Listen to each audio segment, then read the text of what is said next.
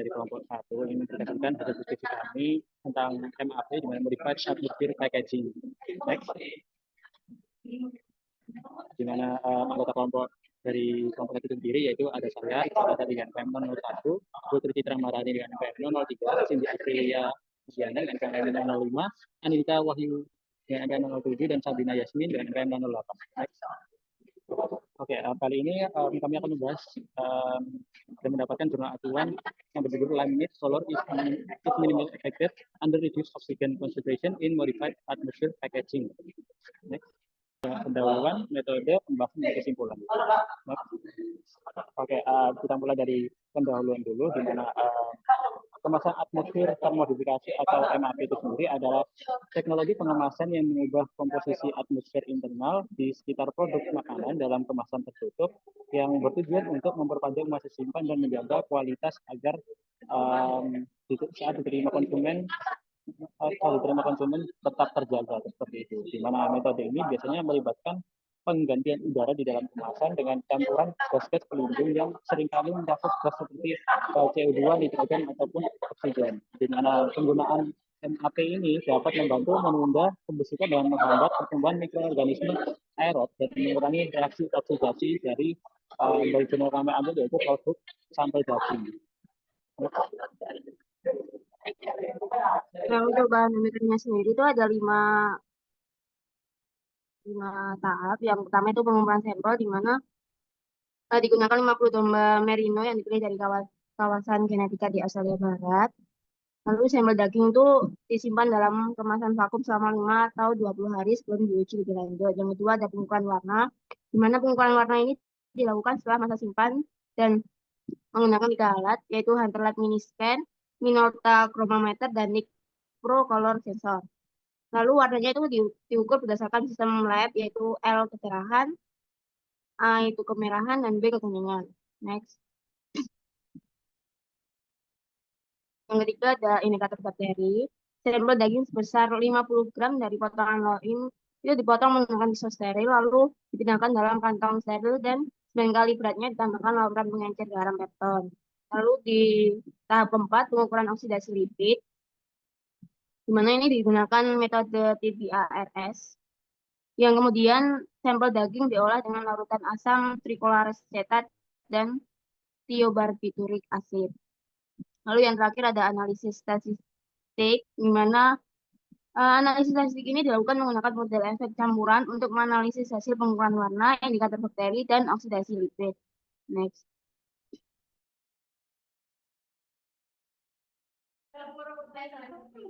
Oke, selanjutnya itu ada hubungan konsentrasi oksigen, waktu pemotongan, dan waktu penyajian terhadap warna kemerahan pada daging. Yang dimana berdasarkan hasil penelitian itu pada potongan daging topside itu kemerahannya itu cenderung lebih rendah pada konsentrasi oksigen 40% dibandingkan 80%. Terutama itu pada hari 2 dan 6 di masa penyajian. Nah, sedangkan di konsentrasi 40% ini, daging topside itu masih bisa mempertahankan warna kemerahannya. Nah, penyimpanan daging selama 20 hari sebelum dikemas dalam MAP ini menghasilkan daging dengan kemerahan yang lebih stabil, terutama pada konsentrasi oksigen yang lebih rendah seperti konsentrasi oksigen 40%. Dan daging yang dikemas dalam MAP ini dengan konsentrasi oksigen 40% menunjukkan hasil yang serupa dengan yang dikemas dengan 80%. Setelah 10 hari penyajian, terutama pada daging potongan loin.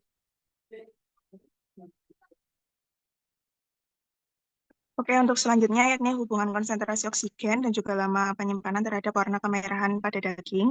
Nah, di sini pada penelitian ini bisa dilihat pada tabel 4, di mana tabel 4 ini menunjukkan jumlah bakteri aerobik dan juga bakteri asam laktat pada sampel daging domba yang disimpan dalam berbagai konsentrasi oksigen dalam kemasan atmosfer termodifikasi atau MAP. Dari hasil di tabel itu dapat diketahui bahwa yang pertama konsentrasi bakteri aerobik dan juga bakteri asam laktat tetap berada di bawah ambang batas pembusukan yakni 7 log 10 CFU per gram, meskipun sampel itu dipajang di retail dalam berbagai konsentrasi oksigen yakni 0%, 20%, 40%, 60%, dan juga 80%. Nah, yang kedua, tidak ada pengaruh signifikan dari konsentrasi oksigen pada jumlah kedua jenis bakteri ini yang mengindikasikan bahwa pengurangan oksigen tidak secara signifikan mempercepat pembusukan mikroba pada daging domba. Nah, hal ini itu penting karena membuktikan bahwa menggunakan konsentrasi oksigen yang lebih rendah dalam MAP sendiri seperti 40% ataupun 60% itu tidak menyebabkan peningkatan jumlah bakteri yang dapat merusak daging sehingga dapat tetap aman dan berkualitas untuk disimpan lebih lama di dalam retail tanpa menurunkan umur simpan produk. Nah, pada diagramnya itu menunjukkan nilai oksi per menit kemerahan daging dari sampel yang disimpan di bawah MAP dengan berbagai konsentrasi oksigen selama 2, 6, dan juga 10 hari pajang. Nilai oksi per menit ini penting karena menggambarkan sejauh mana warna merah daging dipertahankan. Hasil menunjukkan bahwa itu dapat dilihat pada konsentrasi 40% oksigen, warna merah daging terutama pada bagian pinggang itu hampir sama dengan konsentrasi 80% setelah 10 hari. Nah, di sini untuk cara membacanya sendiri, itu jika batangnya lebih tinggi, maka daging itu tetap merah lebih lama. Contohnya pada tadi di 80% itu tidak jauh berbeda dengan 40%. Next. Lalu ada korelasi warna kemerahan antara alat Hunter Lab, Minolta, NIX, dan Hunter Lab Oximed. Di mana pada jurnal ini didapatkan nilai Oximed yang dihasilkan berkorelasi tinggi dengan nilai kemerahan alat Hunter Lab sendiri. Lalu selain itu, nilai kemerahan dari NIX juga menunjukkan korelasi yang tinggi dengan nilai kemerahan dari Hunter Lab dan Oximed. Nah, dalam jurnal ini, instrumen NIX itu dianggap lebih terjangkau dan mudah digunakan dibandingkan Hunter Lab dan Minolta yang lebih umum digunakan.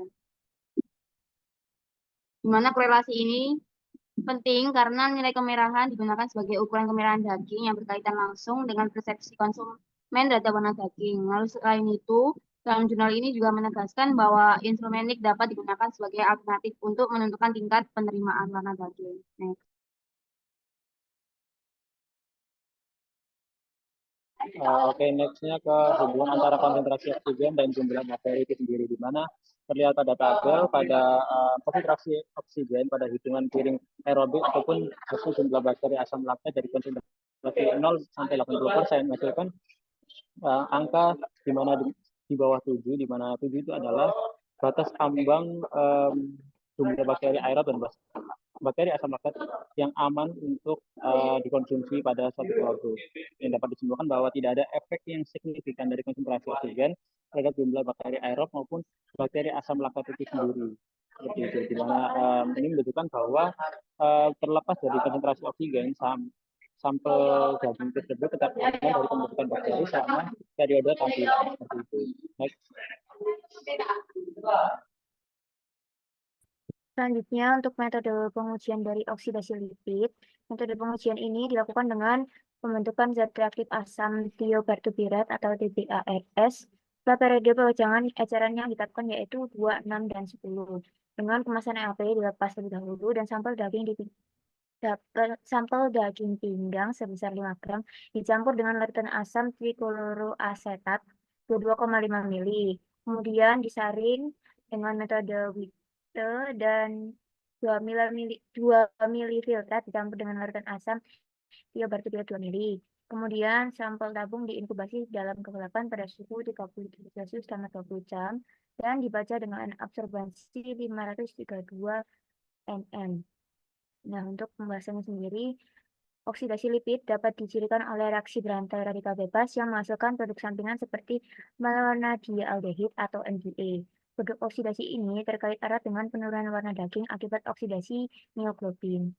Namun dari hasil pengujian setelah 10 hari tampilan eceran, konsentrasi MDA per kilogram berbeda secara signifikan dalam sampel MAP 60 dan MAP 80 dibandingkan dengan sampel MAP 0, di mana semakin banyak oksigen, semakin banyak lipid yang teroksidasi, namun tidak mengikuti nilai oksi atau MET yang memberikan indikator warna daging. Oleh karena itu, dapat diteorikan bahwa sedikit perbedaan biokimia kemungkinan tidak mempengaruhi warna daging.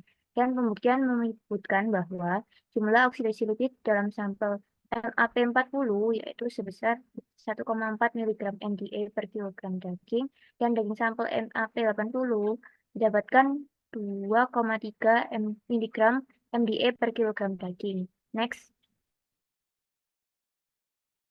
Selanjutnya, untuk kesimpulan sendiri, nilai oksi atau MET pada daging khas, dalam, atau loin stabil dalam MAP 40% dibandingkan dengan MAP 80%. Selanjutnya, untuk perbedaan nilai oksi atau met terlihat lebih jelas setelah 5 hari penyimpanan di MAP40 dibanding MAP80, khususnya pada daging khas dalam dan topside.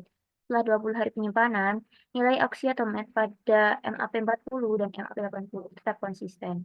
Selanjutnya, pengurangan oksigen menjadi 40% dalam MAP tidak mengurangi kecerahan daging secara signifikan dan mengurangi dampak oksigen tinggi.